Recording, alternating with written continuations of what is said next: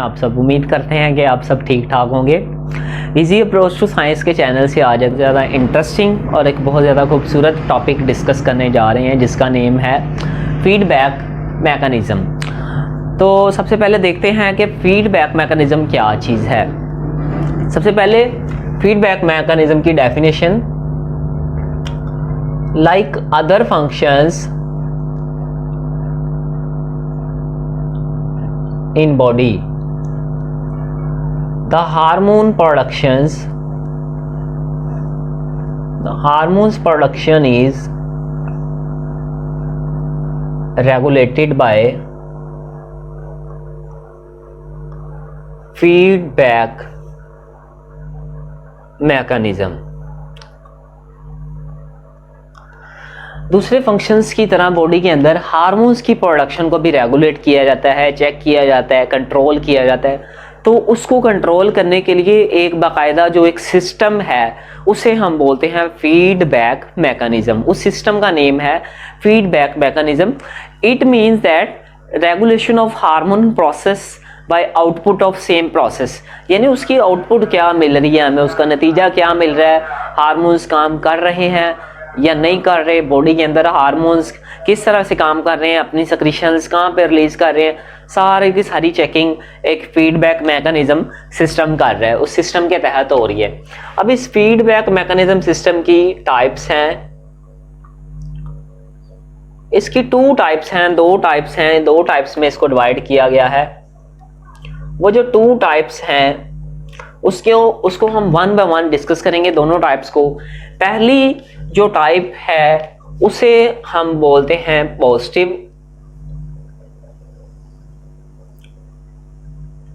Positive feedback mechanism, और दूसरी जो टाइप है उसे हम कहते हैं नेगेटिव फीडबैक मैकेनिज्म। यानी इस तरह से ये दो इसकी टाइप्स हैं। दोनों टाइप्स को वन बाय वन डिस्कस करेंगे, दोनों की डेफिनेशंस भी देखेंगे, दोनों टाइप्स में क्या चीज़ें हैं। तो आइए सबसे पहले देखते हैं पॉजिटिव फीडबैक मैकेनिज्म सिस्टम को। पॉजिटिव फीडबैक मैकेनिज्म में क्या होता है, the changes resulting from a process. इसमें कुछ चेंजेस होती हैं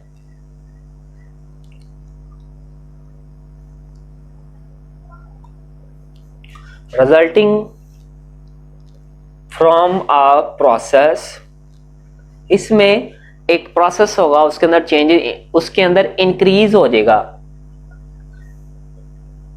increase a rate of production, यानी इसके अंदर हार्मोन की प्रोडक्शन चेंज हो जाएगी। अगर कोई चेंजेस, हार्मोन की प्रोडक्शन तेज हो जाएगी, बहुत ज्यादा आ जाएगी, इसलिए हम इसे पॉजिटिव बोलते हैं।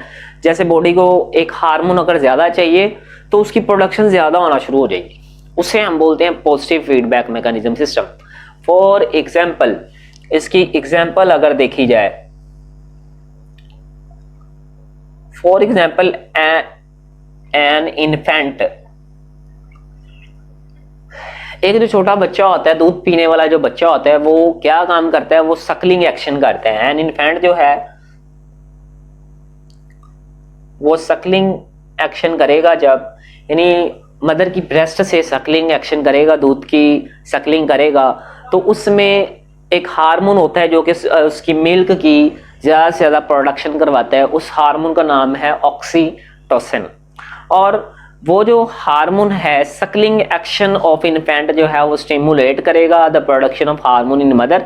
उस माँ के अंदर वो हार्मोन की प्रोडक्शन को तेज कर देगा, और इस तरह से this hormone works for the production of milk. और वो हार्मोन क्या करेगा, अभी बताया है, ऑक्सीटोसिन हार्मोन है, वो मिल्क की क्या करता है, प्रोडक्शन करता है।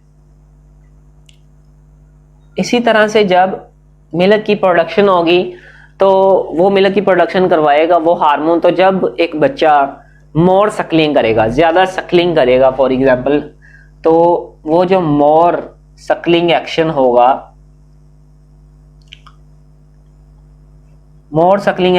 वो लेड्स टू, तो वो ताल्लुक रखेगा फिर ज्यादा हाई मिल्क प्रोडक्शन से, तो ज़्यादा हार्मोन की प्रोडक्शन होना शुरू हो जाएगी जब मोर सकलिंग होगी।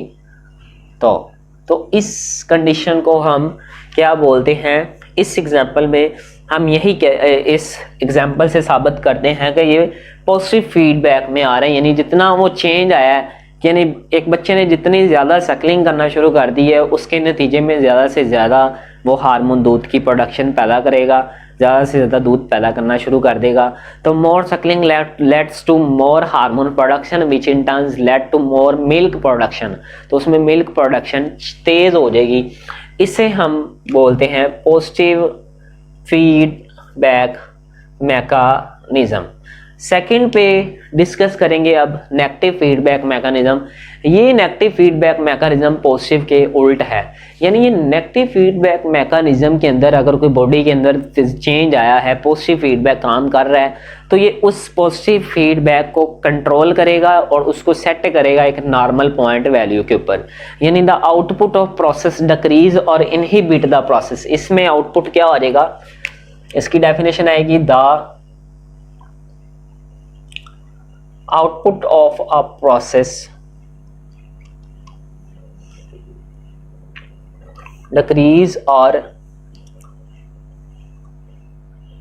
inhibit the process, यानी इसमें हार्मोन्स की जो प्रोडक्शन होगी वो क्या हो जाएगी, वो ये उसको कंट्रोल करेगा और उसको एक नॉर्मल वैल्यू तक ले जाएगा। This mechanism works to return a normal value, यानी एक नॉर्मल वैल्यू पे लाने के लिए ये जो मैकेनिज्म है, ये जो सिस्टम है वो वर्क करेगा। इसकी भी बड़ी एक अच्छी सी एग्जांपल देखते हैं। इसकी एग्जांपल ये है, जब खून के अंदर, ब्लड के अंदर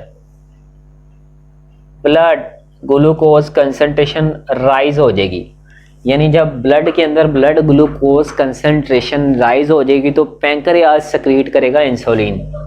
तो तब पता चल जाएगा बॉडी के अंदर पैंक्रियास को, तो पैंक्रियास सक्रीट करेगा इंसुलिन और ये इंसुलिन क्या करेगी, इस ब्लड ग्लूकोज कंसंट्रेशन को फॉल कर देगी, डिक्रीज कर देगी। तो इंसुलिन यहाँ पे वर्क करेगी, insulin decrease the blood glucose concentration to a normal value, यानी वो उसको क्या कर देगी, एक नॉर्मल वैल्यू पे लेके आएगी। पहली एग्जांपल इसकी ये हो जाएगी।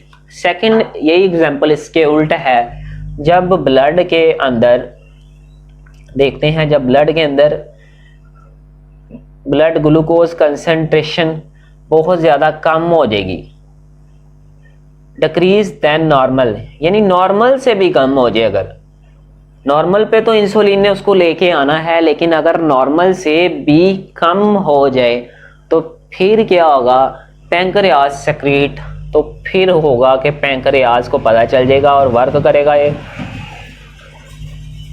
पैंक्रियास सक्रीट ग्लूकागोन, यानी पैंक्रियास जो है अपना दूसरा हार्मोन सक्रीट करेगा जिसका नाम है ग्लूकागोन, और ग्लूकागोन क्या करेगा, it raise the BGC concentration, glucagon raise कर देगा बीजीसी कंसंट्रेशन को और और उसको एक नॉर्मल वैल्यू पे लेके आएगा, यानी ऐसी वैल्यू पे लेके आएगा कि जिसमें बॉडी के अंदर डायबिटीज़ की कंडीशन ना हो। तो इस तरह से ये नेगेटिव फीडबैक मैकेनिज्म काम करेगा। तो जी स्टूडेंट्स, ये आज का हमारा टॉपिक था। अगर इस टॉपिक के हवाले से आपको कोई भी प्रॉब्लम हो, कोई भी क्वेश्चन हो, तो कमेंट सेक्शन में अपना क्वेश्चन ज़रूर डिस्कस करें हमसे, हम आपको उसका जल्द से जल्द आंसर देंगे। तब तक के लिए students, best of luck to all of you.